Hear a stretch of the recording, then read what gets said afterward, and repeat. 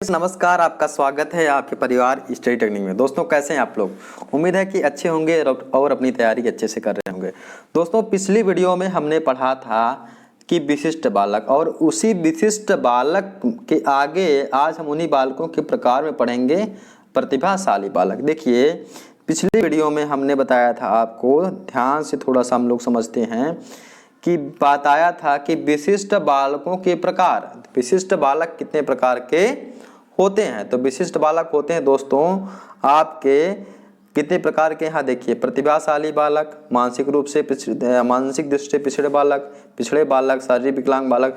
तो इन्हीं में से कुछ जो इम्पोर्टेंट चीजें इम्पोर्टेंट है, जैसे प्रतिभाशाली बालक, सृजनात्मक बालक, बाल अपराधी बालक, इन्हीं में से कुछ को हम लोग इसको पढ़ेंगे और समझेंगे। तो पहला हमारा क्या है, प्रतिभाशाली बालक में इसको पढ़ेंगे। अब देखिए प्रतिभाशाली बालक देखा जाए तो इस प्रतिभाशाली बालक से आपके 4 क्वेश्चन तो पूछे गए हैं, ठीक है।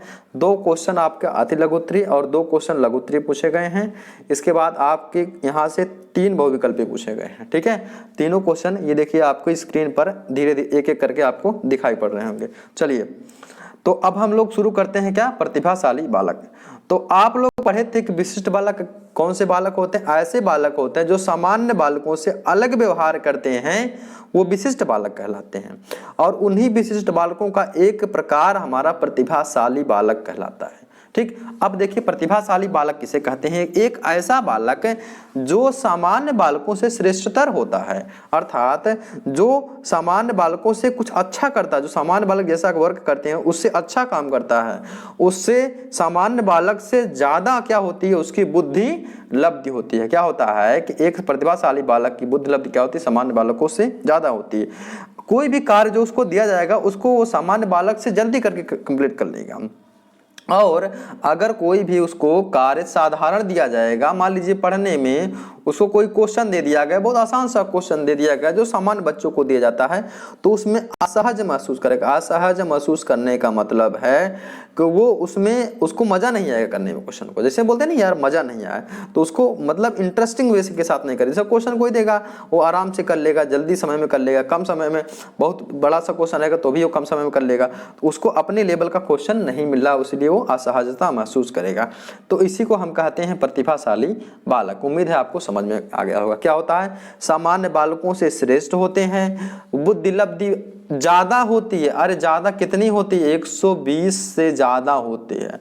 पूछा जाएगा एग्जाम में कितनी होती है, 120 से ज्यादा। अरे अगर पहले सेमेस्टर आप लोगों ने पढ़ा होगा तो आप लोग जानते होंगे प्रतिभाशाली बालकों की बुद्धि लब्धि कितनी होती है, इसको बताने की जरूरत नहीं है। आगे देखिए, जो कार्य दिया जाता है उसे आसानी से कर लेते हैं या शीघ्रता से कर लेते हैं, साधारण कक्षा में असहज महसूस करते हैं, ये हमारा हो जाएगा प्रतिभाशाली बालक।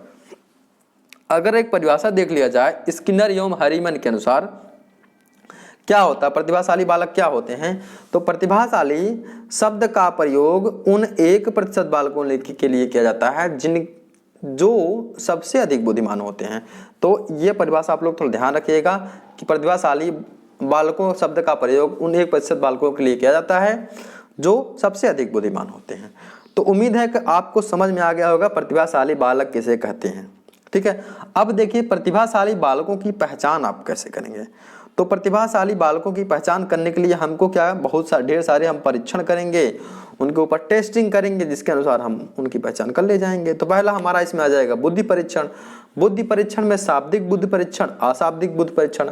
शाब्दिक बुद्धि परीक्षण में मतलब समझ लीजिए कि आप उसका रिटन कोई एग्जाम कराएंगे, मान लो कोई पेपर दे देंगे, उसको लिखित क्वेश्चन दे देंगे, उसका आंसर बच्चा देगा तो उससे समझ जाएंगे कि बच्चा प्रतिभाशाली है या नहीं है।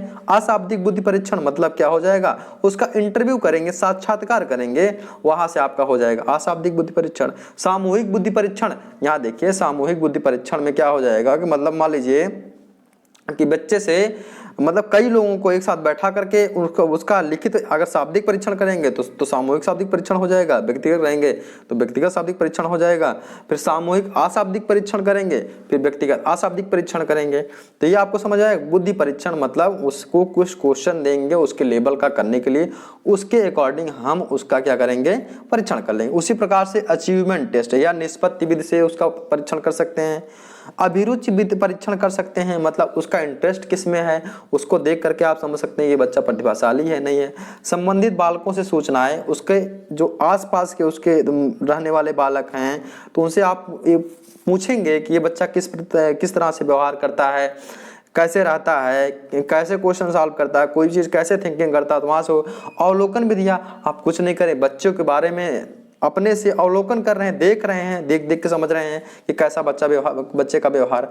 आगे देखिए, बालकों के गुणों के आधार पर कैसा उसका गुण है, गुण के आधार पर उसका अवलोकन करके, गुणों का अवलोकन करके आप कह रहे हैं कि बच्चा हमारा प्रतिभाशाली है या नहीं है। तो इतने हमारे नियम होते हैं प्रतिभाशाली बच्चों के पहचानने की। क्वेश्चन पूछा गया है, बस आप लोग इसको याद रखिएगा कि बुद्धि परीक्षण, निष्पत्ति विधि, अभिरुचि परीक्षण, संबंधित बालकों की सूचनाएं और अवलोकन विधियां। ठीक है, इसके बारे में बहुत डिटेल हम लोग नहीं समझेंगे, बस इतना हम लोग समझ लिए। आगे देखिए, प्रतिभाशाली बालकों की विशेषताएं। ठीक है, अब देखिए ये तो मोस्ट इंपॉर्टेंट है। प्रतिभाशाली बालकों की विशेषताएं कौन कौन सी होती हैं? निम्नलिखित विशेषताएं होती है। पहले शारीरिक विशेषताएं, सामाजिक विशेषताएं। शारीरिक विशेषताएं मतलब क्या होगा भैया, वो एक्टिव ज़्यादा रहेंगे।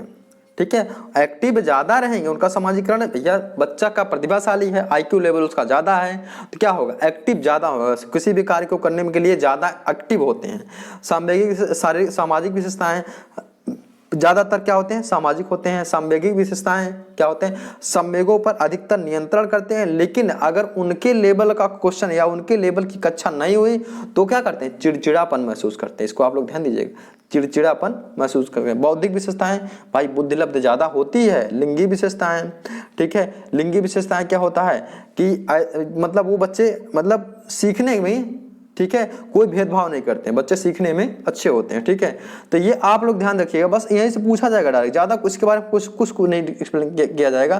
पूछा जाएगा प्रतिभाशाली बालकों की विशेषताएं कौन सी होती हैं, तो आपको बस सीधा सीधा आंसर देना है कि शारीरिक विशेषताएं, सामाजिक विशेषताएं, संवेगात्मक विशेषताएं, बौद्धिक विशेषताएं, लिंगी विशेषताएं, पाठ्यक्रम सहगामी क्रियाएं, शिक्षा संबंधी उपलब्धि, सांस्कृतिक विशेषताएं, नकारात्मक विशेषताएं। ठीक है, अब देखिए, तो ये आपका विशेषताएं हो गई। ज़्यादा डिटेल इसके बारे में नहीं, बस इतना ही क्वेश्चन पूछा गया दोस्तों, इससे ज़्यादा डिटेल नहीं पूछा गया।